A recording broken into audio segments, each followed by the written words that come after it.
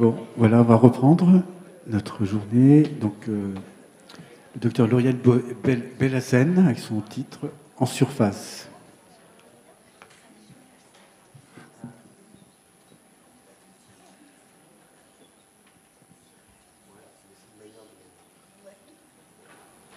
Vous m'entendez ? Oui.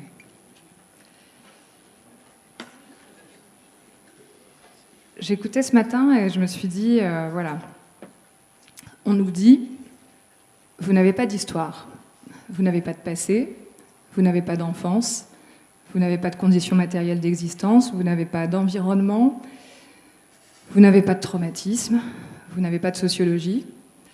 Par contre, vous avez un ADN qui va fabriquer un cerveau, qui va donner lieu à des habiletés et des déficits qu'il va falloir diagnostiquer, étiqueter, pour vous trier, pour vous orienter, de manière à ce que vous soyez soit exploité, soit exclu.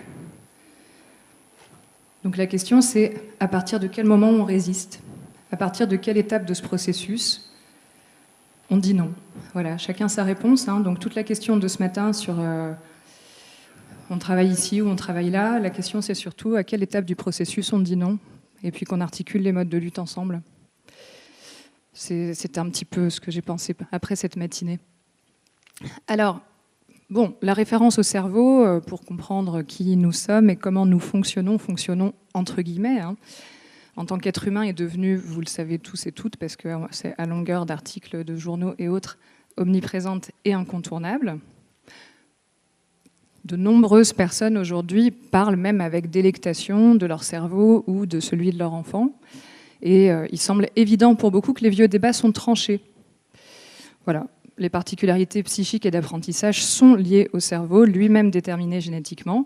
La prescription massive de psychotropes aux enfants, adolescents, jeunes adultes, étudiants et étudiantes n'étonne plus personne et est même présentée comme un progrès ou une chance de réussite. Voilà, donc on vit tous ce matraquage, donc je ne sais pas si c'est la peine que je donne des exemples. J'étais quand même un petit peu choquée en allant dans une librairie pour enfants parce que je cherchais un cadeau, de voir qu'on pouvait trouver des livres de neurocontes pour enfants. Et j'ai trouvé même un livre d'images pour bébés, voilà, et donc qui s'appelait Le cerveau, quand même. Donc les livres pour images, c'est ce qu'on raconte à son bébé pour l'endormir. Et sur une des images, c'était écrit « Le bébé est une machine à apprendre ». Voilà, je trouve que c'est bien pour faire des beaux rêves et pour faire entrer des choses très tôt. Bon, c'est vrai qu'il y a le motif de la plasticité cérébrale qui est censé permettre d'échapper au fixisme, parce qu'il s'agit quand même d'un essentialisme, ça a été beaucoup dit ce matin. Et puis finalement, je me suis rendu compte, grâce à mes enfants qui sont abonnés à un magazine pour ados, à force de première de couverture sur booste ton cerveau, entraîne ton cerveau, etc., je me suis rendu compte que le motif de la plasticité cérébrale sert en fait à toute une rhétorique de l'entraînement dans un monde compétitif. Tout ça pour dire que, bon, on est dans un drôle de moment. C'est un peu l'ère de l'extrospection, voilà. C'est-à-dire qu'on est en surface, comme mon titre, on arrête l'introspection. C'est l'extrospection et on va s'identifier, mettons un peu à des vignettes de PowerPoint avec des points. On va en choisir certains et puis ça c'est nous. Voilà. Bon, c'est juste une intro. C'est pas exactement de ça dont je veux vous parler. Ce matin ont été longuement abordés de toute façon tout un tas d'aspects de cette ère du temps.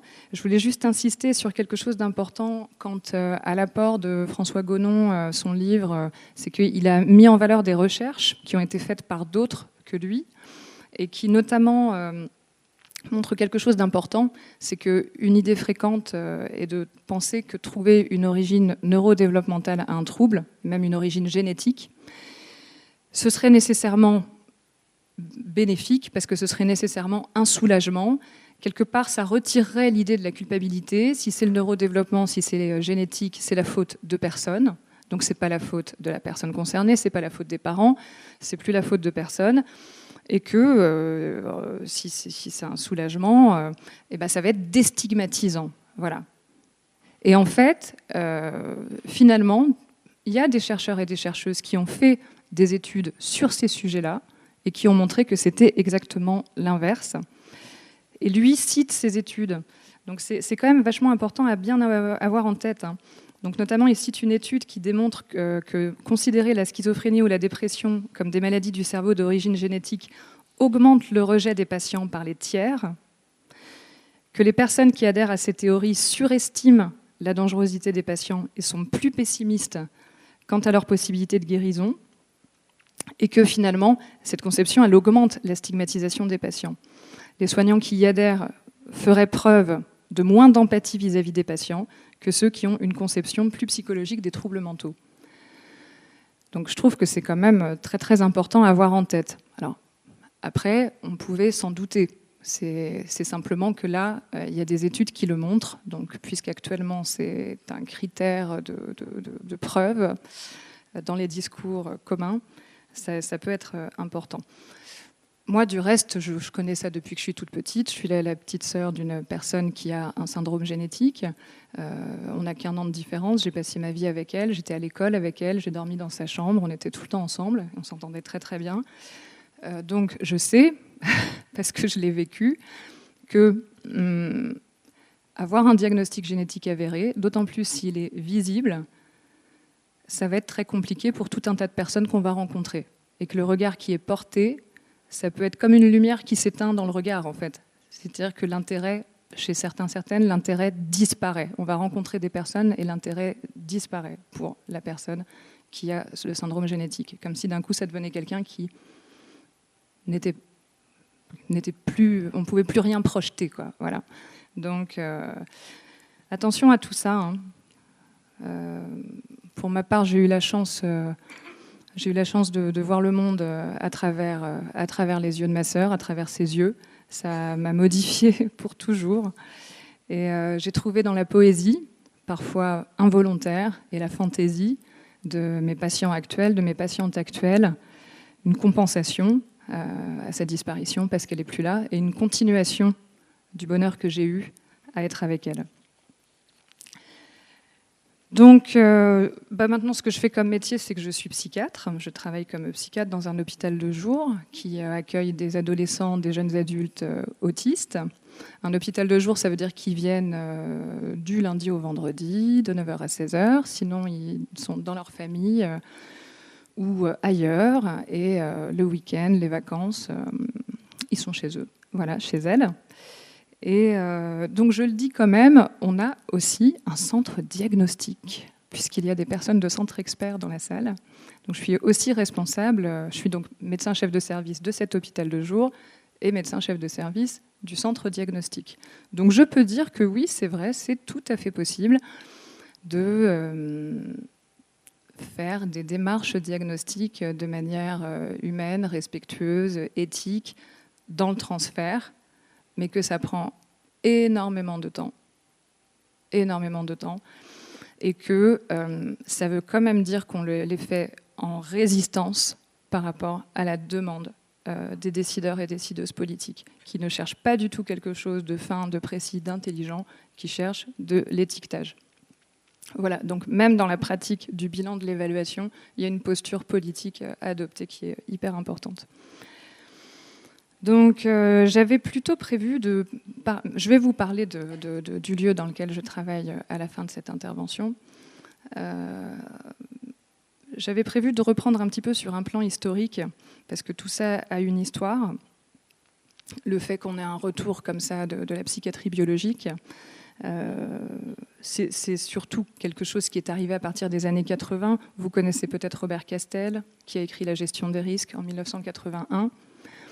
C'est quand même incroyable parce qu'on est vraiment juste après la parenthèse très très progressiste et humaniste de l'après-deuxième guerre mondiale, avec tout cet essor de la psychanalyse, de la psychothérapie institutionnelle, de l'antipsychiatrie, la psychiatrie communautaire, du désaliénisme. Mais dès le début des années 80, il y a un tournant gestionnaire qui est pris, c'est ce qu'il décrit très très bien, et il parle en 81 d'un retour de l'objectivisme médical, avec pour viser le tri et la gestion des populations. Donc c'est exactement ce dans quoi on est aujourd'hui, de manière très très évidente.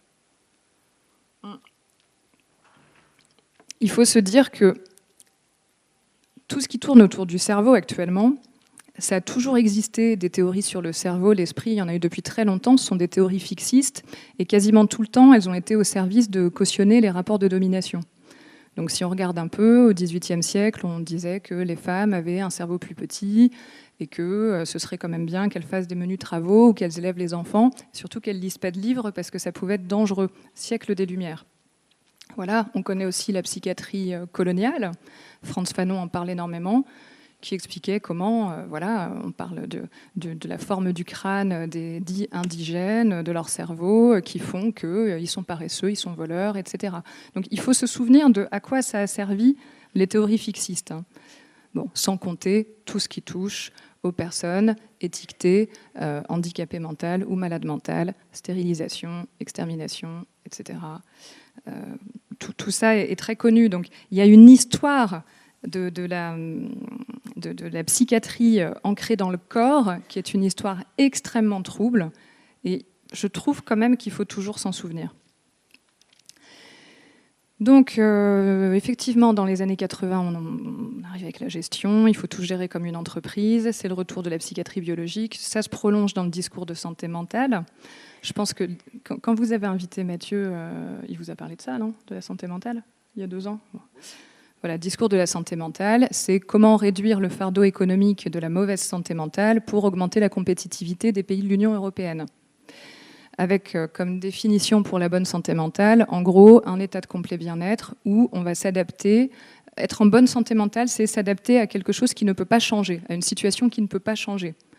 C'est vraiment une définition extrêmement politique, autour de la soumission, hein, bien évidemment. Donc ce qui s'est imposé finalement sur le plan de l'exercice concret, c'est une approche qui consiste pour nos métiers du soin et du travail social et de l'éducation et peut-être de l'enseignement, qui consiste à simplifier, standardiser et parcelliser l'exercice de nos métiers, y compris pour les métiers hautement qualifiés et intellectuels. Donc c'est ce que certains auteurs décrivent comme étant le taylorisme appliqué à nos métiers. Vous connaissez le taylorisme ou le fordisme, hein, on parcellise le métier complètement, histoire de... On passe de l'artisan qui fabrique un objet du début à la fin à quelque chose de complètement découpé, et ça s'appelait déjà dès le départ l'organisation scientifique du travail. Ça n'avait rien de scientifique, c'était un but de maîtrise et de faire qu'il n'y ait personne qui ait le savoir complet pour fabriquer quelque chose. Donc on parcellise pour contrôler, pour maîtriser. Bon, c'est dans tous les métiers, hein, et dans nos métiers à nous, ça passe surtout par la standardisation et la parcellisation, en fait. Donc, alors qu'est-ce que ça fait il y a un livre qui s'appelle « Le taylorisme augmenté » de Juan Sebastián Carbonell, je vous le conseille parce que c'est passionnant. Donc ce qu'il dit, c'est qu'avec le taylorisme, effectivement, on perd en autonomie et on est purement et simplement dépossédé de la dimension créative de notre travail. Voilà pourquoi, je pense aussi, il y a une crise des vocations. Mais tout ça, ça remonte à loin, hein, comme je vous dis, c'est dès les années 80. Évidemment, c'est d'abord passé en psy par le diagnostic, longtemps développé ce matin, autour du DSM, qui au début, c'était une pratique statistique.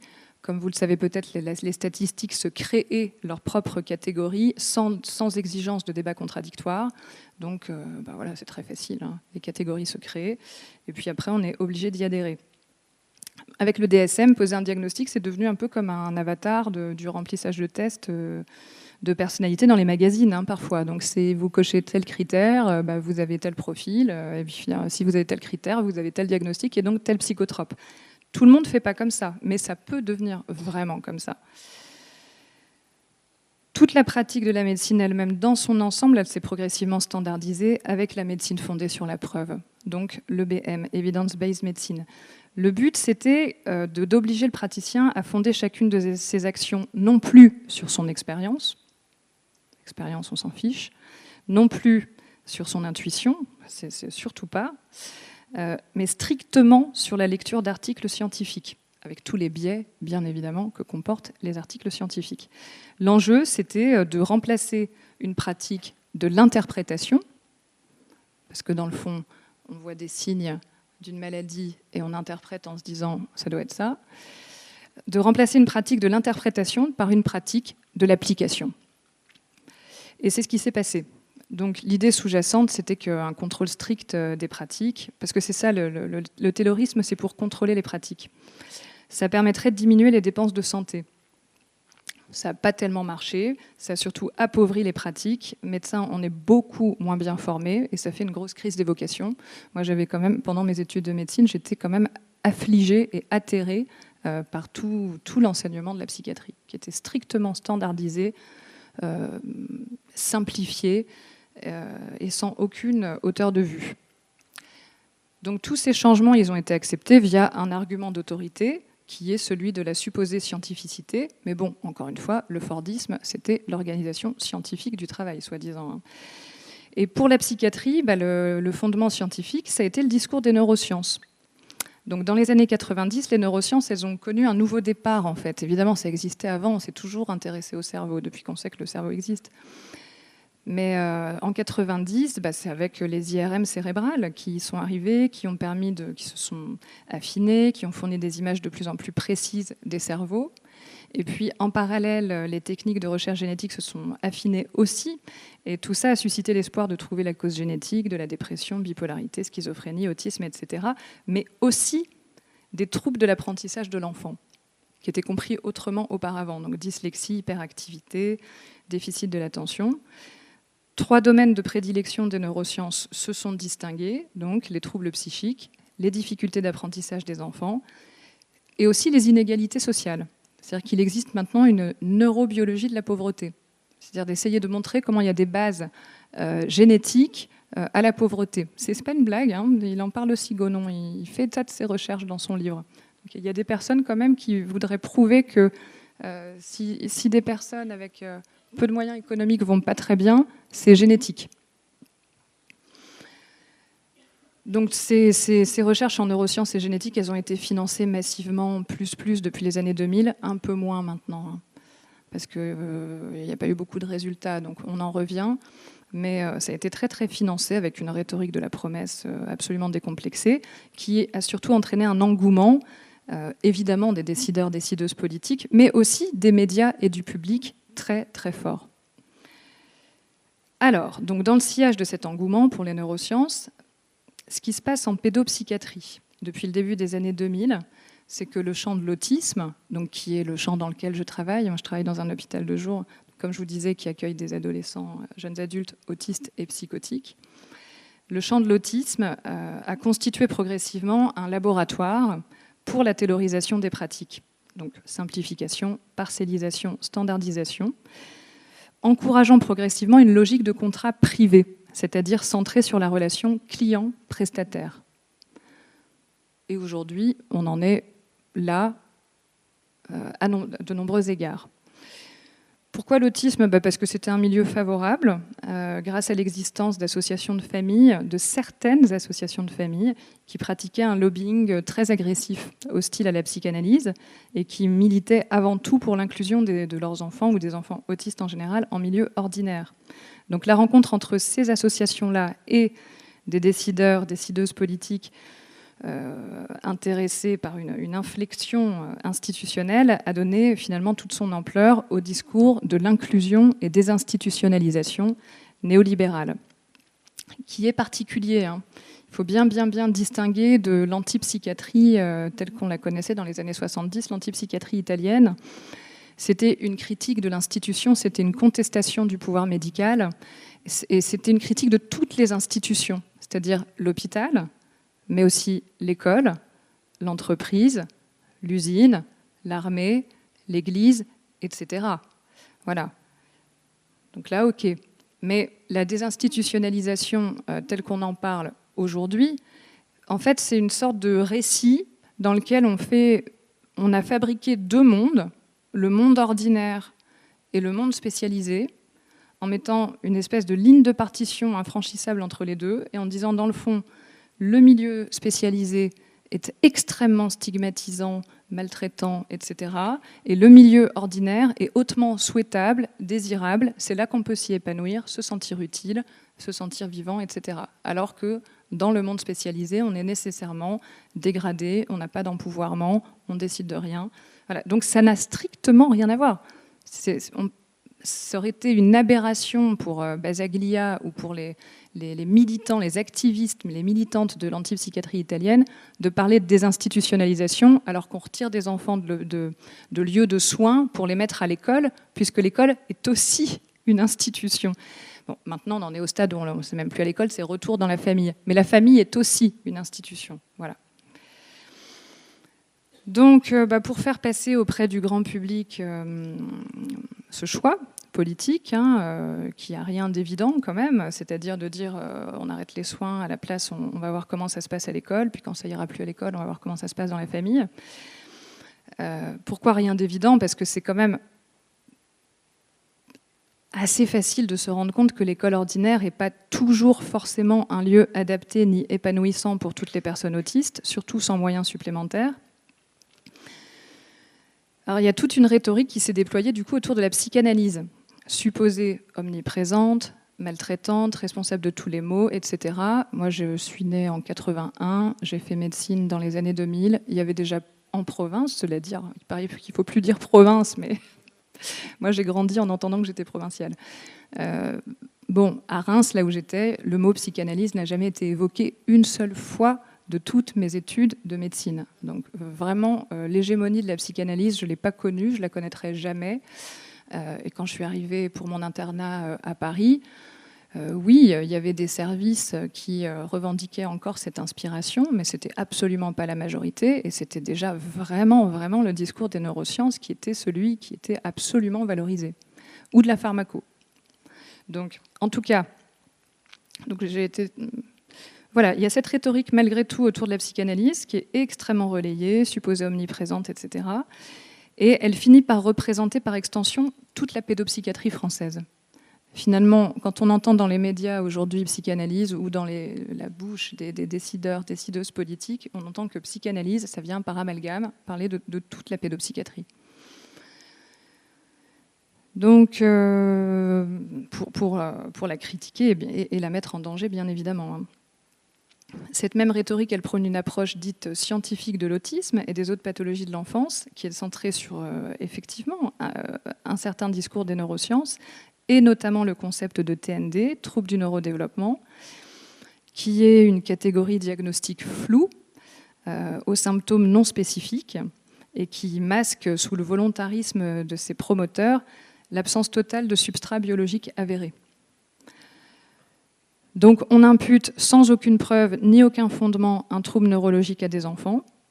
Et puis ensuite, par une sorte d'artifice argumentaire, cette causalité biologique, elle est présentée comme impliquant par évidence, par causalité logique évidente, des pratiques standardisées.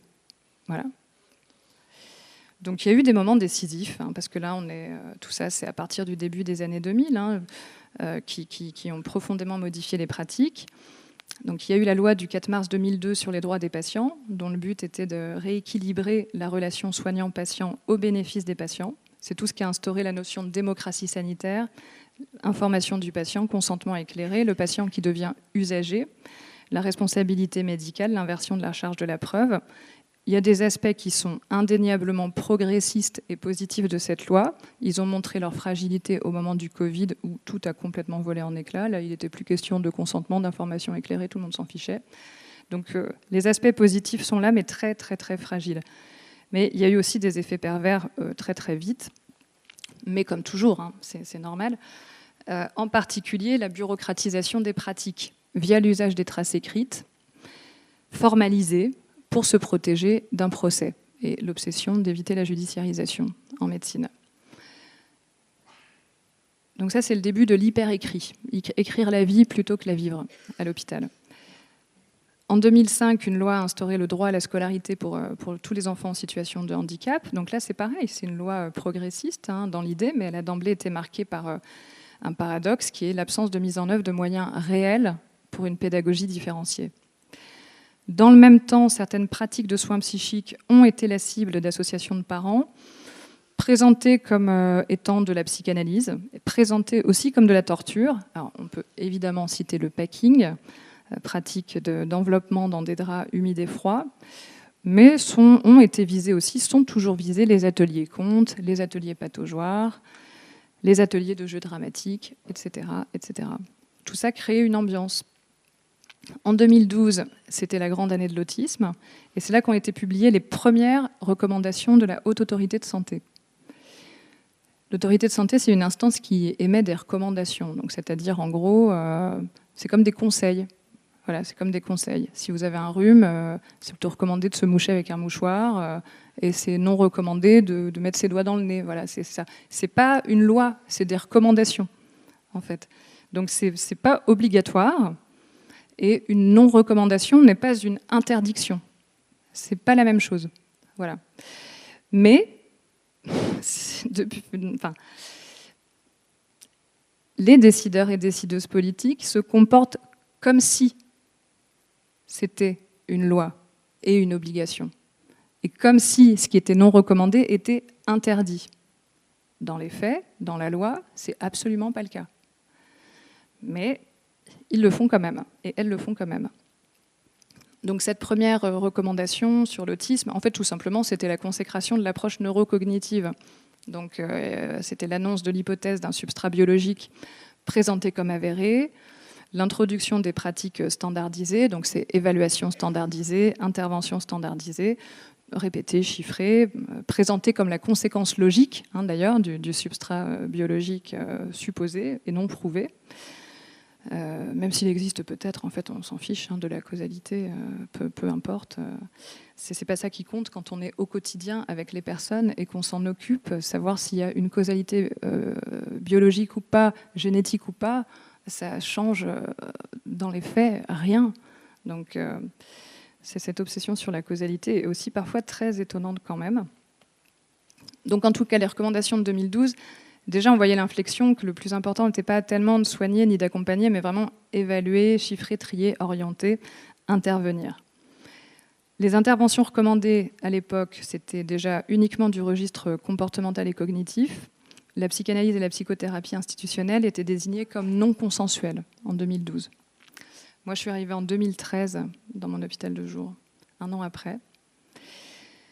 En 2018, je siégeais dans une instance officielle de l'autisme et un membre de cette instance m'a expliqué tout simplement que le projet du gouvernement, donc c'était Macron déjà à l'époque, en fait c'était de faire un système à l'Europe du Nord. Ça c'était leur formule.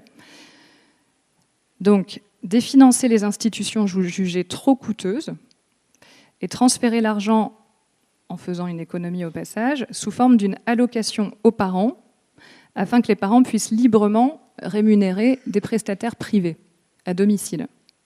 Voilà, c'était annoncé. C'est ce qui se fait aujourd'hui, beaucoup. Donc effectivement, tout un marché privé de l'autisme a pu se développer à partir de ce moment-là avec énormément de cabinets privés. Alors ça va du cabinet privé de diagnostic, d'évaluation fonctionnelle, au cabinet privé de formation pour être aidant ou de prestataires en effet à domicile. Donc des personnes qui viennent passer du temps avec l'enfant ou qui l'emmènent sortir. Le projet, c'est que ça remplace les institutions. Il faut bien comprendre ça quand même. Institutions qui sont quand même encore là. Mais ce qui s'est passé en parallèle de ce projet, qui n'est pas encore complètement abouti, c'est que les moyens financiers dans l'autisme, ils se sont progressivement déplacés du soin et de l'accompagnement vers la coordination. Et c'est dans ce but que se sont développées toute une série de plateformes. Donc là, moi, j'en vois 4 différentes de plateformes. Donc au départ, les plateformes, ça désignait des petits dispositifs d'une poignée de professionnels, qu'on peut appeler, qui s'appelle UMI dans le sanitaire et puis ensuite PCPE dans le médico-social. Et le but de ces plateformes, c'est la gestion des dossiers des personnes autistes sans solution. Donc les personnes des plateformes, elles ne font pas de suivi du tout. Ce qu'elles font, en fait, c'est du lobbying auprès des structures existantes pour faire accepter les candidatures. Ça, c'est un premier type de plateforme. Ensuite, dans le sanitaire, ça a été évoqué ce matin, il y a eu en 2009 l'instauration des PCE, ça c'est la loi Buzyn et Cluzel, plateforme de coordination et d'orientation. Donc ça, c'est un autre type de plateforme. En pédopsychiatrie, c'est sur le modèle du centre expert. C'est-à-dire que des lieux de soins au long cours comme des CMPP, CMP, PMI, IME, ont été obligés de cesser leur suivi et prise en charge d'enfants et de se transformer en plateforme proposant uniquement des diagnostics et des évaluations fonctionnelles. Et puis une orientation, souvent vers le secteur privé libéral, pour quelques séances remboursées, orthophonistes, psychomotriciens, etc. Secteur libéral qui est pénurique et qui n'est pas forcément adapté pour recevoir certains enfants autistes. Je pense que les professionnels peuvent se retrouver très en difficulté. Et alors, en fait, maintenant, il y a aussi un nouveau type de plateforme. Donc, c'est dans le médico-social depuis quelques années. Ça a pris un autre sens. Donc là, une plateforme médico-sociale, c'est un regroupement au sein d'une même entité juridique avec une seule autorisation de tout un tas d'établissements qui offrent en fait un panel de prestations standardisées et variées. Donc, au départ, plein d'établissements qui avaient des autorisations différentes. On les met ensemble, un peu comme un pôle. Et ça donne l'impression à l'usager qu'être inscrit dans la plateforme, c'est un peu comme l'opportunité de pouvoir bénéficier de réponses diversifiées et modulables. C'est ce que j'ai trouvé dans les présentations sur Internet. Cependant, la réalité, elle est souvent très différente, parce que quelques heures de n'importe quelle prestation dans la plateforme suffisent à faire sortir la personne autiste de la statistique des sans solutions. Donc, comme il y a eu un rapport zéro sans solution, il ne faut plus qu'il y ait des sans solutions. Mais si quelqu'un est inscrit à la plateforme et qu'il a quelques heures, il n'est plus dans les sans solutions. Donc souvent, il n'y a pas beaucoup plus. Voilà. Quelques heures dans la plateforme. Et c'est tout. Et puis là, je vois qu'il y a un nouveau type de plateforme encore. Alors là, c'est une plateforme numérique, notamment via Trajectoire. C'est à destination des usagers. Donc le but, en fait, c'est on rentre son adresse, son code postal, et puis on va voir l'offre détaillée médico-sociale à proximité du domicile. Donc ce qu'on m'a expliqué, ce que j'ai fini par comprendre, c'est qu'on pourrait imaginer que dans l'avenir, ce type de plateforme numérique, le but, c'est de donner à l'usager, qu'on appellera à ce moment-là client, l'empouvoirment de faire son panier de soins, en fait, son panier de prise en charge. Voilà. Une fois que tout sera regroupé sur la plateforme numérique. Donc sans se soucier du caractère privé ou public, ou sanitaire ou médico-social de la prestation, guidé évidemment par l'EBM, donc la médecine fondée sur la preuve, et sur les possibilités de remboursement. Donc tout ça est présenté comme un avenir souhaitable, de dire que c'est vraiment le client au centre du dispositif. J'ai l'impression qu'il me manque une page, c'est très bizarre. Ah non, elle est là. Oui, donc voilà, c'est une grande illusion parce qu'il faudra encore que derrière les plateformes, il y ait un petit peu des êtres humains pour assurer le travail réel. Donc ça, on verra, mais c'est pour vous dire, c'est des changements majeurs quand même. C'est des changements majeurs. Et puis, dernier phénomène, face à l'augmentation des personnes autistes dites sans solution et cas complexes, le secteur de pédopsychiatrie publique étant de plus en plus dévasté, ce qui se constitue progressivement, c'est une sorte de néo-maillage territorial qui est complètement indépendant du secteur, qui d'ailleurs n'a rien à voir avec le secteur, donc centré sur les personnes autistes cas complexes, où on peut s'adresser d'un établissement à un autre.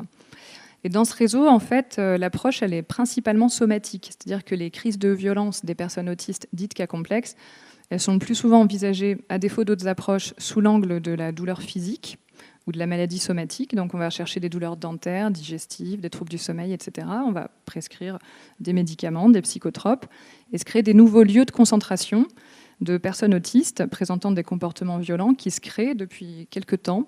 Donc ça prend différents noms. Ça a été les Usidatu, ensuite URAT et ensuite PUR, petites unités résidentielles. PUR, ça faisait un peu bizarre. Maintenant, on dit UR, unité résidentielle. On reçoit des témoignages, nous, sur ces lieux, parce que donc, le personnel est extrêmement peu formé et extrêmement déqualifié, déprofessionnalisé. Et puis, comme je vous disais, l'approche côté pédopsie, c'est la recherche de la douleur et les médicaments. Donc, les témoignages qu'on reçoit, évidemment, j'imagine que c'est extrêmement variable. Peut-être que certains de ces lieux fonctionnent très, très, très bien, mais d'autres, on entend qu'il y a un turnover énorme et que certains lieux prennent même maintenant la décision d'embaucher même plus des soignants ni des travailleurs sociaux, mais des anciens agents de sécurité, des anciens militaires, même on m'a dit des haltérophiles, des rugbymen. Je ne sais pas si c'est vrai, mais je trouve ça hyper impressionnant. C'est un témoignage qu'on a reçu. Alors, pour terminer ce point historique, depuis début 2026, nous vivons un nouveau moment décisif. On a eu une semaine bien chargée en février, je crois. Dans la même semaine, une orchestration bien pensée a annoncé par voie de presse la non-certification par la HAS d'un service, enfin d'un lieu même historique de la pédopsychiatrie. La publication de nouvelles recommandations de la HAS sur l'autisme, déclarant la psychanalyse non recommandée, et la psychothérapie institutionnelle aussi, je crois. La fermeture par l'ARS de 4 services intra-hospitaliers de ce lieu pédopsychiatrique pour suspicion de pratiques maltraitantes. Je ne sais pas si vous avez suivi tout ça. Nous, ça a fait beaucoup parler là où je travaille. Mais... Donc, à tort ou à raison, parce qu'on n'a pas les conclusions de l'enquête, cet endroit historique de la pédopsychiatrie française est devenu une cible médiatique. Les enfants y seraient enfermés dans des chambres d'isolement non aux normes et parfois contentionnés. Dans les suites de ça, un membre de l'exécutif, qui est un habitué de déclarations médiatiques autoritaires et tonitruantes, s'est saisi de cette affaire et sans complexe a prétendu que les pratiques d'enfermement abusives et de contention en pédopsychiatrie étaient directement causées par la psychanalyse. Voilà. D'où, selon lui, la pertinence et l'importance des nouvelles recommandations de la HAS 2026 sur l'autisme, dont un point fort serait la non-recommandation de la psychanalyse. Donc j'ai lu les recommandations, qui sont donc toutes fraîches. Alors, en réalité, tout simplement, elles sont la continuation et l'accentuation des recommandations de 2012.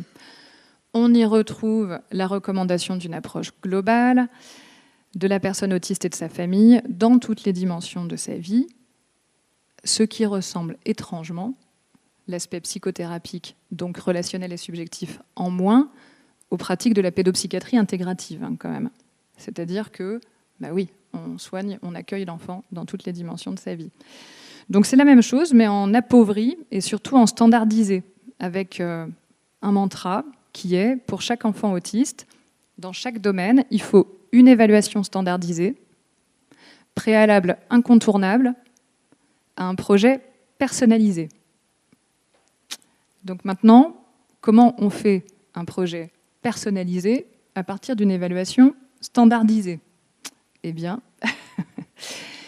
moi je pense qu'on ne fait pas. Voilà, je pense qu'en fait on ne fait pas du tout, parce que quand on lit les interventions proposées, elles n'ont rien de personnalisé, mais elles sont bel et bien standardisées, elles aussi. Donc ce qui est des interventions proposées, recommandées, c'est des programmes comportementalistes. Les marques sont données des programmes. C'est tous les outils standardisés de communication alternative améliorée, CAA, qui est donc le pilier présenté comme le pilier du projet. C'est-à-dire les supports visuels, les pictogrammes présentés comme révolutionnaires et l'usage très, très, très, très encouragé des tablettes numériques pour les personnes autistes, les casques anti-bruit, les casques pour protéger le crâne en cas d'automutilation, le télésoin, donc on peut faire du soin à distance, on peut être pédopsychiatre à distance, et puis éventuellement l'aménagement sensoriel du domicile familial. Pour les crises de violence, la réponse elle est standardisée aussi, c'est écrit comme ça, rechercher une douleur, un trouble somatique méconnu, faire une évaluation fonctionnelle et une intervention comportementale formalisée. Bon, c'est pas ça le plus important. Le plus important, c'est la démarche de fond. On la sent dans l'insistance jusqu'à la nausée, jusqu'à l'écœurement de la place donnée aux parents. Moi, je suis famille, donc ça m'intéresse qu'on fasse une place aux parents. Mais là, c'est pas ça le truc. C'est que les parents, ils sont encouragés à se former, à être, de façon standardisée, bien sûr, à être aidants parentaux. Et à chaque page, on comprend que tout est pensé pour qu'une grande partie des prestations s'effectuent à domicile, voire soient effectuées directement par les parents eux-mêmes. A contrario, si on lit bien les recommandations, il faut une évaluation fonctionnelle par an par patient. Pour faire le projet personnalisé, finalement, il pourrait y avoir que ça. Et en plus, il est précisé qu'il peut s'effectuer à distance, ce suivi. En fait, ce qui est surtout précisé, c'est que pour les enfants, il faut un minimum de 10 heures de prise en charge nécessaire. Donc on peut aussi se dire qu'il est prévu qu'il y aura guère plus. Donc la fréquentation de l'école, par contre, évidemment, est présentée comme incontournable, ce qui fait bien comprendre que les enseignants vont prendre le relais des soignants. Mais c'est déjà embolisé, hein, les dispositifs Ulysse, etc. sont déjà largement embolisés. Et puis, chose amusante, on retrouve tout un panégyrique de l'activité physique et sportive à destination des personnes autistes, présenté comme un apport considérable. Donc, page après page, j'ai cherché à comprendre pourquoi. Il faudrait désormais forcer tous les enfants autistes à faire du sport, alors que comme tous les enfants, il y en a qui aiment le sport, il y en a qui n'aiment pas ça. Et j'ai fini par trouver la réponse, c'est parce que c'est censé régler les problèmes de poids et les troubles du sommeil des enfants et adolescents. Voilà. On notera aussi, parce que c'est marrant, l'accentuation de l'esprit de sérieux des recommandations par l'usage de la langue anglaise. Donc maintenant, on parle de profound autism. Voilà. Profound autism pour les personnes autistes sans langage verbal et peu autonomes. C'est comme ça qu'on doit dire. Et pour les proches, on les rebaptise caregivers. Voilà. Ok. Et sinon, mon mari, qui s'appelle Mathieu Bellassène, il est déjà venu ici, il voulait absolument que je vous parle de la page 222 qui évoque la transplantation fécale comme innovation du futur pour les enfants et adolescents autistes. Et c'est vrai. Bon. Donc, en résumé, on peut retenir de ces recommandations qu'il faut faire une évaluation fonctionnelle par an par patient, que les pictogrammes et les tablettes numériques sont révolutionnaires, malgré les preuves de réalité. Hein. Moi, ils arrivent à 14 ans chez moi, donc à l'hôpital de jour. Donc, on voit bien qu'il n'y a pas... L'usage du mot « révolution » d'une façon permanente et aussi dévoyée, c'est quand même particulier. Et puis surtout, moi, ce qui m'affole, c'est ça, c'est les parents toujours plus poussés à se professionnaliser, ce qui prépare largement le terrain pour une situation où la plupart des interventions auraient disparu. Et ça ne fait pas du tout plaisir à tous les parents. Il y en a beaucoup qui voient où est le problème, et surtout quand ils ont eu pas de lieu d'accueil pendant des années et qu'ils ont déjà connu la situation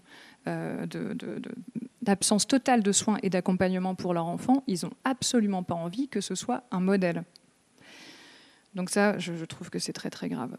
Alors, cela dit, certaines associations de parents sont extrêmement contentes, mais aussi d'autoreprésentants autistes se déclarent très satisfaites de ces recommandations, réclament de les rendre opposables.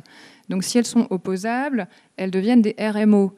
Donc elles deviennent d'une certaine manière obligatoires. Disons que si on a un procès de la part d'un patient et qu'on n'a pas respecté des recommandations obligatoires, là on risque quelque chose. Est-ce que ça se fera pas? Je ne sais pas, c'est pas certain. Certains membres du gouvernement n'hésitent pas à menacer de contrôle et d'inspection toute institution qui dévierait des recommandations.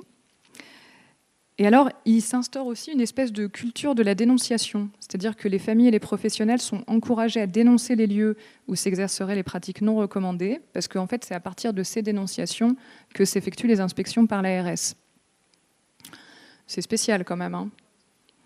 C'est spécial. Tout ça présenté comme une évolution extraordinaire à longueur de discours médiatiques triomphaliste qui masque la triste réalité, c'est la diminution toujours continue des moyens pour la psychiatrie, pour la santé.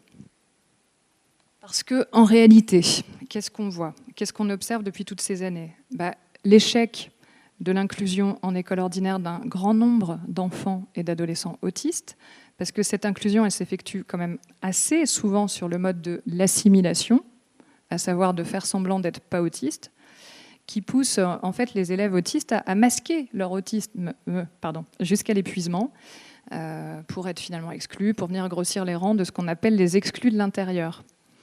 Ce qu'on observe aussi, c'est que la taylorisation effective de nos métiers, du soin, de l'accompagnement, de l'enseignement, elle s'est faite. Voilà. Et que oui, si on fait vraiment que ça, on est vraiment privé de notre geste créatif. Et je pense que c'est là la vraie crise des vocations. Et puis on observe bien sûr la parcellisation majeure des prises en charge des personnes autistes. C'est beaucoup de saupoudrage entre intervention prestataire à domicile, quelques heures en école ordinaire. L'augmentation croissante du nombre de personnes autistes dites sans solution, cas complexe. La privation pure et simple de soins pédopsychiatriques pour les enfants non TND, dont les lieux de soins ont été transformés en plateforme, en PCO du coup, plateforme de coordination d'orientation. Et bien sûr, la pullulation de tout un marché privé autour de l'autisme, qui a très très bien pris son essor et qui est plus ou moins bien intentionné. Alors, cela dit, donc des approches relationnelles, subjectives, humanistes, on en connaît les pratiques et elles permettent tout autre chose. Donc on se base là-dessus, nous, dans l'hôpital de jour dans lequel je travaille. Je vais aborder... moi, je voulais parler de la question politique aussi dans nos pratiques avec les patients.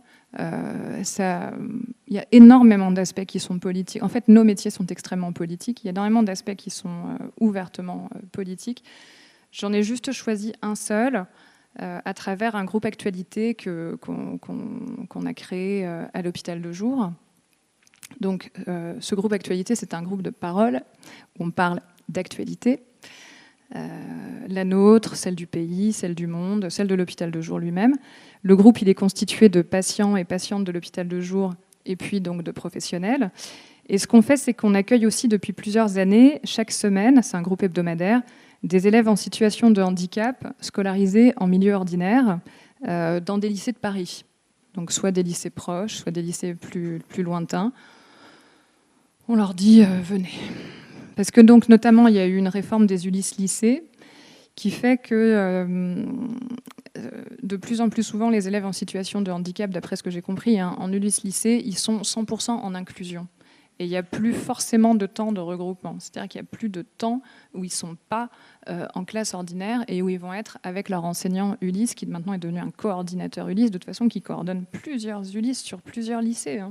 Donc, et c'est une pression normative qui peut être absolument énorme pour certains élèves. Donc, nous, en fait, on leur offre un espace au sein duquel leurs différences et parfois leurs moments de folie peuvent s'exprimer et être accueillis. Donc en fait, pour rigoler, on dit qu'on fait de l'inclusion à l'envers. Et au sein de ce groupe, on travaille aussi depuis plusieurs années sur les réflexions intersectionnelles, dans une optique de lutte contre les rapports de domination. Donc on va être amené à beaucoup parler de la question du validisme, des luttes antivalidistes. Vous voyez ce que c'est le validisme ? Le validisme, c'est la théorie, on pourrait dire que c'est l'équivalent du sexisme et du racisme, mais dans le champ du handicap, en fait. C'est la théorie selon laquelle la seule forme de vie digne, souhaitable et valable, c'est la forme de vie valide, et que, en revanche, la forme de vie avec handicap ou maladie chronique serait nécessairement appauvrie, étriquée, moins intéressante, moins souhaitable, moins enviable, moins riche, apportant moins de choses à la société. Alors, après, le validisme, il est évident, il est mondial, il est partout. Et quand on est concerné d'une manière ou d'une autre, on le vit tout le temps, quoi. Bon, bref, en tout cas, nous, on a beaucoup travaillé là-dessus. Il y a aujourd'hui beaucoup de collectifs antivalidistes qui sont souvent aussi anticapitalistes et qui sont très intéressants. Et c'est comme ça qu'on a commencé d'ailleurs à travailler avec des militants, des auto-représentants autistes, qui donc ont déployé tout un tas de discours et de pratiques contre le validisme sociétal. Et puis ils sont aussi pour la désinstitutionnalisation et l'inclusion. On avait des points de rencontre et d'accords importants avec eux, surtout sur l'anticapitalisme, mais aussi autour de leur exigence que les personnes en situation de handicap puissent au maximum décider de leur propre vie, ce qui est une exigence aussi pour nous très importante au sein de l'hôpital de jour. Donc on a eu des échanges avec ces personnes pendant des années, ça a été très enrichissant. Ils nous ont permis vraiment de mettre un nom sur le phénomène du masking. Donc le masking, c'est ce dont je parlais tout à l'heure, c'est ce qui consiste à masquer ses symptômes en milieu ordinaire pour cacher son autisme ou sa psychose. Donc c'est comme ça que certains de nos patients et de nos patientes nous ont expliqué, par exemple, comment ils allaient ou elles allaient masquer leur besoin de répéter, de dire des phrases tout haut, donc des phrases de pub ou des phrases de vidéo qu'ils ou elles ont bien aimées, ou n'importe quelle phrase d'ailleurs, en faisant semblant de parler au téléphone, ou en se mettant au milieu d'une foule. Enfin voilà, tout un tas de techniques pour que ça passe inaperçu. Il y en a un aussi comme ça, il nous a expliqué que lui, il a un geste stéréotypé de la main, du bras, et donc il a développé une fausse passion pour le basket, parce qu'en fait, il fait tout le temps semblant de s'entraîner au basket pour masquer sa stéréotypie. Alors, ce qui est très drôle, c'est qu'il y en a qui ne comprennent pas, et on a comme ça un soignant un jour qui a voulu lui faire une surprise et l'emmener à un match de basket, et puis en fait, il s'en fout, il déteste le basket. Juste, il voulait masquer sa stéréotypie, quoi. Enfin. Alors, cela dit, au bout d'un moment, ces échanges, ils ont fini par atteindre une limite. Donc, comme je l'ai écrit plus haut, ces activistes avec lesquels on travaillait, ils s'inscrivaient dans une promotion radicale de la désinstitutionnalisation et de l'inclusion en milieu ordinaire. Et c'est-à-dire que pour ces personnes, il y avait vraiment l'idée que de toute façon, l'institution, le lieu de soins est nécessairement traversé par une logique asilaire, qu'il n'y a aucun moyen de y échapper. Et donc pour elles, pour eux, on était forcément dépossédé de sa capacité à choisir pour soi-même si on était dans un lieu de soins. Alors qu'en revanche, si on était en milieu ordinaire, que ce soit l'école, l'université, l'entreprise adaptée, ou l'entreprise même plutôt ordinaire au contraire, là, on récupérait, on se sortait de la logique asilaire et on récupérait son empouvoirment, sa faculté à décider pour soi-même. Mais le truc, c'est que nous, les patients et patientes de l'hôpital de jour, ils avaient parfois vécu une toute autre expérience. Donc, ils arrivent à 14, 15 ans, 16 ans, 17, parfois 18. En fait, ils ont tous et toutes connu l'école ordinaire. Il n'y en a pas un, pas une, qui n'a pas été scolarisé. Cette scolarisation, elle se continue parfois en même temps que l'hôpital de jour, mais très souvent, elle s'est interrompue. Donc, elle s'est interrompue à l'entrée au collège ou elle s'est interrompue à l'entrée au lycée. Il y a quelque chose qui s'est passé qui a pu être compliqué. En tout cas, ils ont connu du coup le milieu ordinaire. Et un certain nombre d'entre elles et d'entre eux ont énormément souffert de la stigmatisation en milieu ordinaire, en école ordinaire. Ils en témoignent énormément, hein, d'ailleurs. Ils ont beaucoup dit qu'ils n'avaient pas tous, toutes, et pas spécialement trouvé un espace où ils et elles pouvaient décider finalement de quoi que ce soit. Donc, et que c'est qu'eux, alors arrivés à l'hôpital de jour, qu'ils et elles avaient pu commencer à assumer ce qu'ils étaient, ce qu'elles étaient, et ce qu'ils et elles souhaitaient, voulaient, quoi. Donc, pour ces personnes-là, pour nos patients, nos patientes qui étaient là-dedans, le discours des autoreprésentants autistes et autoreprésentantes, ça leur paraissait complètement incompréhensible. Et vraiment, surtout que ces mêmes militants, là, militantes, comme ils se focalisaient vraiment sur la domination, sur le rapport de domination, finalement, ils étaient incapables de percevoir le lien profond qui peut exister, et je dirais qui existe souvent, entre les professionnels et les patients et les patientes. Et d'ailleurs, à l'hôpital de jour, il y a beaucoup de marques d'affection qui circulent, dans un sens comme dans l'autre. Donc, prenez la fermeture des hôpitaux de jour, en fait, a rendu hyper triste plusieurs des patients et des patientes quand on se voyait, quoi. Et notamment un des patients que j'appellerais Paul, lui, il avait deux raisons de ne pas supporter ça. Donc la première, c'est que lui, donc il avait un autisme avec langage verbal, hein, avec de très bonnes facultés de compréhension, donc compatible avec une vie ordinaire, du moins en partie. Mais il avait un plus jeune frère qui présente un autisme très important, avec des grands besoins et beaucoup de comportements violents. Et ce plus jeune frère, il est en attente d'un lieu d'accueil depuis des années. Et son accueil en milieu ordinaire est strictement impossible. Donc ça, c'est la première raison qui fait qu'il ne comprenait pas, il ne supportait plus les rencontres avec les activistes. Et la deuxième raison, c'est que lui-même, il est très attaché à l'hôpital de jour et aux professionnels, avec qui il a développé des liens affectifs importants. Et donc, ça le ça l'insupportait, en fait, ça le perturbait trop. Donc, il a commencé à suivre sur les réseaux sociaux nos alliés, les autoreprésentants autistes qui venaient chaque semaine à l'hôpital de jour. Et il a commencé à les insulter sur les réseaux sociaux, puis à les menacer, et tout ça de manière de plus en plus insistante. Donc, pour le protéger et pour les protéger aussi, elles et eux, on a interrompu pour un temps les rencontres. J'ai essayé de souligner par là les paradoxes et les contradictions de ces positions et dans quoi on peut se trouver. Je vais continuer un petit peu à parler de ce patient. Donc, c'est un homme adulte, il a plus de 20 ans. Il est sorti de l'autisme à proprement parler. Il a toujours des gros traits autistiques, mais il a aujourd'hui un tableau plus psychotique. Donc, c'est une évolution assez classique, finalement, avec un univers interne qui est notamment marqué par des désirs de vengeance.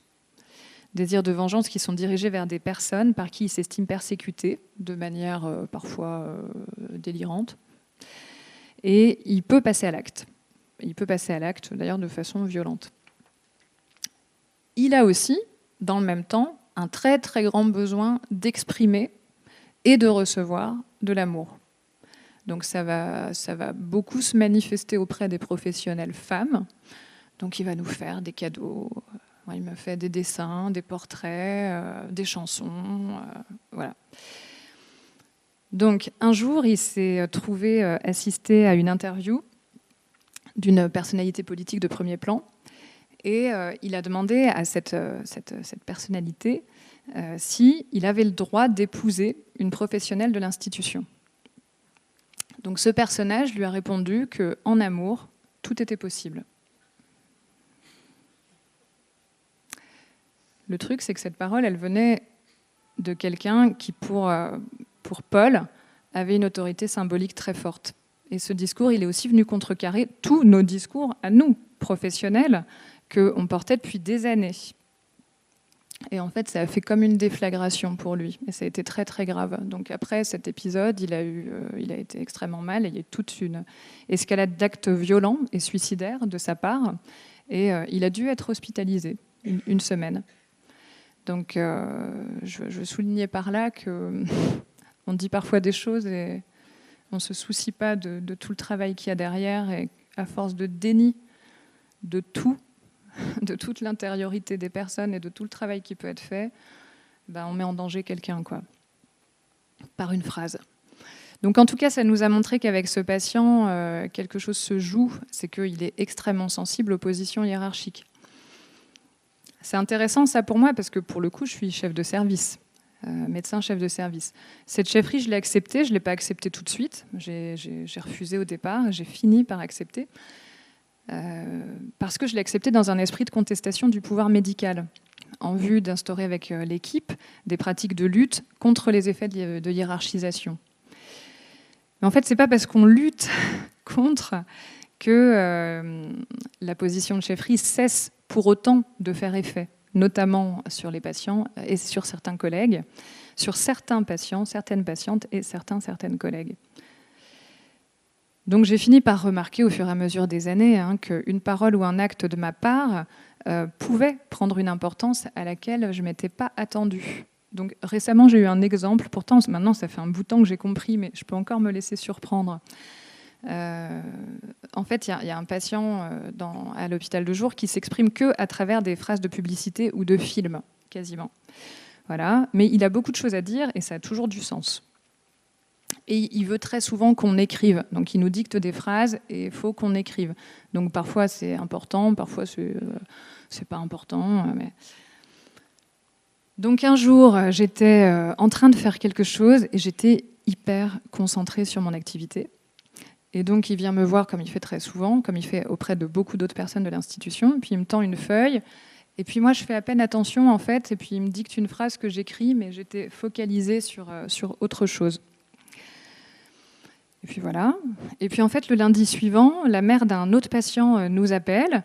Et puis, elle nous dit « Ah, bah, c'est dingue, samedi, voilà que elle avait vu débarquer à son domicile ce patient-là, celui dont je viens de vous parler. » Qui est arrivé, qui a sonné chez elle, elle le connaît, elle l'avait jamais rencontré, et qui réclamait un goûter, qui s'exprimait un peu bizarrement, et puis qu'elle avait donc dû faire tout un petit chemin pour comprendre qui c'était, comment téléphoner à ses parents. Et voilà, elle était un peu perturbée, mais elle a super bien réagi. Et en plus, son enfant à elle n'était pas là, parce que sinon, son enfant aurait reconnu son camarade et elle aurait compris beaucoup plus vite. Et c'est à ce moment-là que je me suis rappelé la phrase qu'il m'avait dictée. C'est-à-dire que tout simplement, la phrase qu'il m'a fait écrire, c'est « Samedi, 16h, goûter chez un tel, avec l'adresse ». Voilà. Donc, lui, il s'est dit, la chef de service, elle me l'a écrit sur un papier, j'ai le droit d'y aller, en fait. Donc après, finalement, c'était hyper positif, parce qu'on s'est rendu compte qu'il avait quand même certaines capacités d'autonomie qu'on n'imaginait pas complètement à ce moment-là. Est-ce qu'il a pu y aller tout seul, etc. On a beaucoup repris en réunion générale de lui dire, la prochaine fois, tu préviens au moins tes parents à toi, ton camarade, assure-toi que tu es invité. Enfin bon. Bref, incroyable. Mais c'était pour vous dire la question du poids de la position hiérarchique. Ça avait pris valeur d'autorisation pour lui, mon écrit, en fait. Alors, pour revenir à Paul, la personne dont je vous parlais auparavant, ce que j'ai plusieurs fois remarqué, c'est la concomitance chronologique entre un moment où je lui ai fait un compliment, où j'ai noté un progrès, et un passage à l'acte agressif de sa part envers un autre patient ou une autre patiente. Ça m'a plusieurs fois mortifiée d'ailleurs. Ça m'a plusieurs fois mortifiée et pendant toute une période, j'ai pas mal pris mes distances avec lui. Et puis après, c'est passé. On a travaillé, on a réfléchi en réunion beaucoup sur tout ça. Alors il y a quelques semaines, j'ai passé une demi-journée avec lui tout à fait agréable, avec d'autres patients professionnels. C'est parce que on a fait les courses, on a fait la cuisine, on a partagé un repas, on a discuté agréablement et c'était très bien. Moi, je partais à 13h. Et puis, je lui ai juste dit on a passé une bonne matinée. Ce à quoi il a acquiescé en souriant. Et quand je suis revenue le lundi, j'ai appris que l'après-midi même, il avait chanté une chanson dénigrante de sa composition à une autre patiente, qu'il avait retiré sa chaussure, qu'il avait lancée dans la figure de cette patiente. Donc heureusement, elle a décalé sa tête. Et donc, il a déploré de l'avoir raté. Et il a été reçu par le chef de service éducatif à ce moment-là. Donc, bien évidemment, il a été repris. Et donc là, on a découvert qu'il avait posté plusieurs contenus audio et vidéo sur les réseaux sociaux depuis plusieurs mois, dénigrant envers plusieurs de nos patients. Donc au moins, ça nous a permis de savoir ça, de lui demander de les retirer, de les détruire. Et puis, on a fait tout un tas de choses après. En tout cas, à nouveau, je me suis retrouvée dans la situation où une attaque physique d'une patiente est survenue juste après une parole positive de ma part. Donc, qu'est-ce qui se passe pour lui ? Est-ce qu'il prend ça comme une tentative de séduction de ma part ? Est-ce qu'il prend ça comme une autorisation au sadisme de ma part en tant que détentrice d'autorité ? Ou est-ce que c'est pris, quand je lui dis juste « on a passé une bonne matinée », est-ce que c'est pris comme une manifestation d'amour insupportable alors que lui-même, il a une image très, très dévalorisée de lui-même ? Toujours est-il qu'en réunion, donc on a une réunion hebdomadaire de 14h à 18h chaque semaine avec toute l'équipe, mais vraiment toute l'équipe. Donc une des secrétaires n'a pas manqué de me faire remarquer, écoute Lauriane, quand même, ça fait plusieurs fois que tu fais ce constat, que tu dis quelque chose de positif, un compliment, c'est suivi d'une attaque physique d'un patient de sa part, mais alors pourquoi tu recommences ? Elle me demande. Et oui, elle a raison. Entièrement raison. Je recommence. Et pourquoi je recommence ? Parce que je me laisse aller au plaisir du moment, parce que j'ai envie d'être spontanée, parce que j'ai l'impression de vivre une sorte de joie égalitaire et que j'aime ça et que j'ai envie de le partager. Mais en fait, mon erreur à ce moment-là, c'est de penser qu'il pourra supporter une communication directe de ma part du plaisir d'être ensemble. Et c'est vrai aussi que cette communication directe, il a tellement l'air d'en être avide que de temps en temps on se dit mais il le faut, mais en fait non. En fait non, parce qu'il est pas, c'est pas qu'il le souhaite, ça veut pas dire qu'il est prêt à le recevoir. Et à contrario, la communication indirecte de ce même plaisir à être ensemble, elle est tout à fait possible. Et pour le coup, elle lui fait même du bien. Donc ça, c'est ce que j'ai observé, c'est ce qu'on a analysé aussi en réunion au cours de tout ce qu'on fait par ailleurs, les fêtes, le repas de Noël, les manifestations, les repas de midi aussi, parce que de temps en temps, le midi, on remplace notre agente de service pour qu'elle puisse participer à des groupes thérapeutiques. Donc, on passe la matinée en cuisine. Moi, je l'ai fait plusieurs fois avec lui. Et là, ça se passe très, très bien.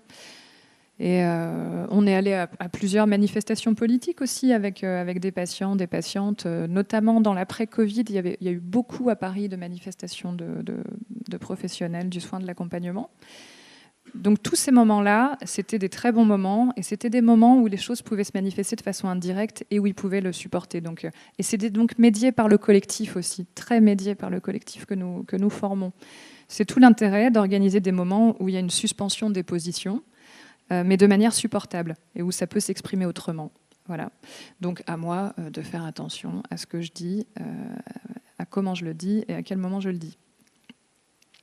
J'insiste sur ces moments un peu différents parce que ça m'est arrivé aussi de me sortir d'une relation très très compliquée avec la mère d'un autre patient. C'était un conflit assez ouvert grâce à ça.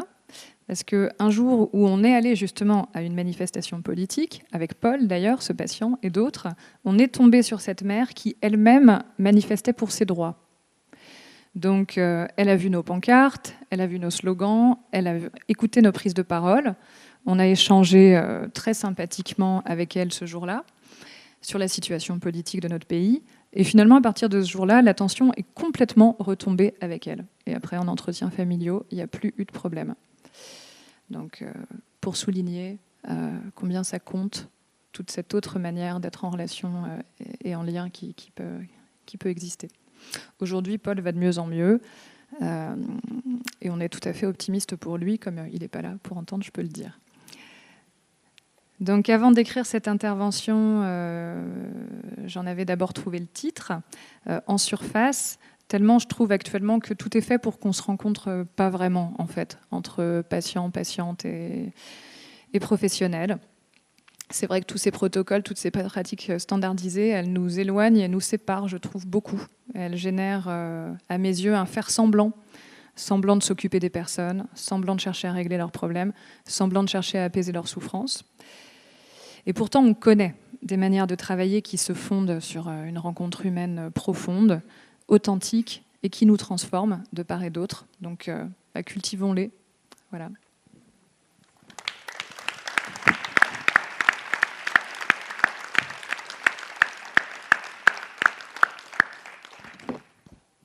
Eh bien, un grand merci pour cet exposé quand même en grande partie absolument effrayant.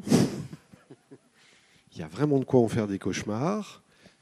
Alors je dis ça, ouais, mais oui, mais il y a quelque chose là-dedans. Alors il y a un côté, on a beau le savoir, ou en avoir entendu parler, mais vous avez donné aussi quelques précisions quand même, comment dire, jusqu'où ça va.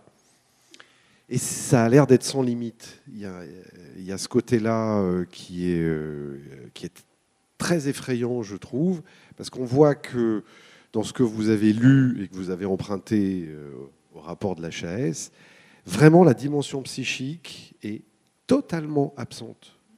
Elle n'existe plus. C'est un drôle de monde quand même, hein. George Orwell en aurait certainement écrit un nouveau livre. Alors au-delà de ça, heureusement, il y a la clinique après, alors qu'il peut y avoir des moments effrayants aussi dans la clinique. Mais enfin, il y a quelque chose d'un tout petit peu plus humain qui se joue. Et au-delà, on en a parlé ce matin, au-delà des querelles théoriques, épistémologiques, etc., je pense qu'il y a peut-être quelque chose ici, tous, sur lequel on peut tomber d'accord. C'est que quand on a affaire à des patients, ce qu'on peut sans doute partager, c'est une éthique de la singularité. C'est-à-dire une prise en compte, non seulement au cas par cas, mais sujet par sujet. Et que c'est peut-être la seule manière aussi, pour des soignants, de ne pas mourir psychiquement face à tout ce qui s'apprête à leur tomber dessus et toutes les directives qui quand même éteignent qui peuvent même éteindre le désir de soigner, en fait. Et ça, c'est extrêmement grave. Je ne vais pas en dire trop, parce que vu l'heure,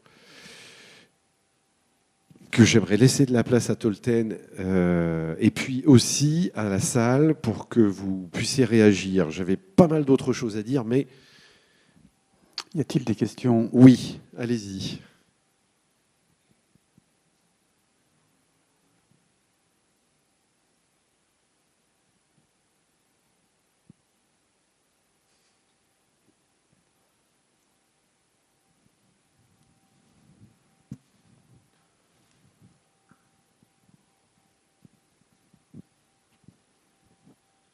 Oui, je me lance, je n'occupe pas beaucoup de questions. Étienne Henri Creusot, j'ai parlé déjà ce matin, personne en santé mentale. Je suis personne concernée. C'est vrai que maintenant je suis marié, ça paraît peut-être bête, mais j'arrive à prendre du recul par rapport à ça. C'est vrai qu'un temps j'étais entre les murs de l'hôpital, mais je suis resté longtemps entre les murs de l'hôpital. Et on voyait pas forcément de personnes de notre âge non plus, ou de personnes féminines. Du coup, je me tournais, je cherchais un peu un lien fusionnel aussi à la mère, auprès de l'infirmière, auprès un lien que j'ai trouvé auprès de ma femme plus tard. Je sais bien que c'est délicat, hein. Je sais bien que c'est délicat, ça paraît bête, mais je suis un peu speed, mais qu'est-ce que je voulais dire? Je perds mes mots.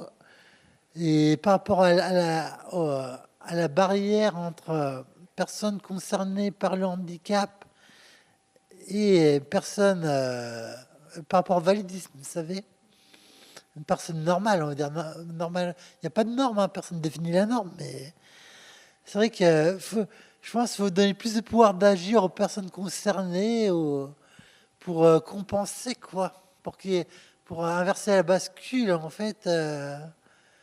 Et je déborde, mais ça va peut-être un peu long. Dernière chose, je ne sais plus. Je suis d'accord avec les deux parties de votre commentaire. Ouais. Alors moi, je voulais juste dire une petite chose, c'est-à-dire que ce que j'ai trouvé assez impressionnant dans cet exposé, c'est d'une part donc tout ce discours qui tend à produire de la standardisation, du même pour tous, qui n'a cure de la subjectivité, et comment finalement c'est par le travail du collectif que le surgissement du symptôme peut prendre sens. Hein, et que le travail à plusieurs est absolument indispensable. Oui, absolument. Puis c'est un travail très joyeux aussi. Enfin, c'est un grand bonheur de travailler en collectif avec les patients, les patientes et les collègues. Moi, j'adore mon travail. C'est pour ça, j'ai pas, tu vois, par rapport à ce que tu disais, c'est effrayant. Oui et non, le monde, il est tel qu'il est. Encore une fois, on a eu la première recommandation en 2012. L'ambiance, elle était la même qu'aujourd'hui. Hein. C'était les mêmes discours hyper violents. Bon, pour autant, je suis quand même allée travailler à l'hôpital de jour en 2013 avec l'idée du collectif, avec l'idée de pratiques humanistes et de la question, effectivement, de l'empouvoirment des usagers, etc. Et on l'a fait. Et on le fait avec bonheur et on le fait avec joie. Le monde d'aujourd'hui est compliqué. Il faut absolument qu'on fasse les choses quand même. On nage à contre-courant, comme dirait Tolten dans son article. Mais peut-être que c'est bien aussi de nager à contre-courant. Ça nous apporte des choses. Sinon, c'était intéressant ce matin ce que vous avez dit sur la hiérarchie entre autistes d'Asperger, etc. C'est vrai qu'on sent des effets hiérarchiques un peu dans les discours, peut-être médiatiques, mais j'entends même à l'intérieur des rencontres entre personnes concernées.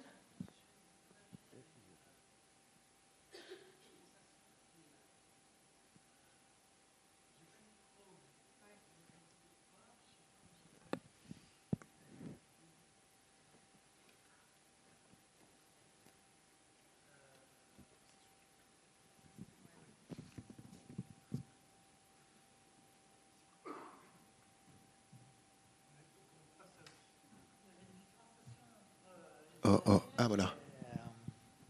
Il y avait une différenciation entre les usagers. Et il y avait une sorte de hiérarchisation, quoi, comme si les autistes supérieurs étaient tous en haut, qu'après, il y avait les bipolaires, après, il y avait les schizophrènes, en dessous, il y avait les pervers, en dessous, il y avait ci, il y avait ça. Enfin, bon, je sais, c'est délicat, mais il y avait une hiérarchisation. J'ai l'impression que j'en ai eu. Hein. T'as la même impression, soit mon épouse a la même impression. Et je sais bien que ça paraît bête, mais c'est dément, quoi.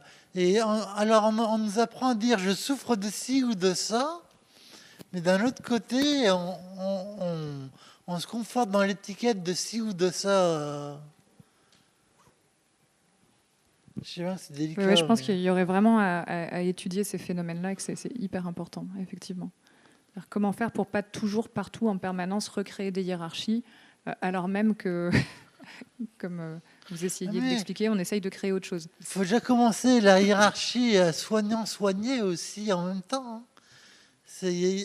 Moi, avec même Biro, M. Vinaga, toutes les équipes qui ont pu me suivre, j'ai essayé de faire un je déborde peut-être, mais un ensemble, quoi.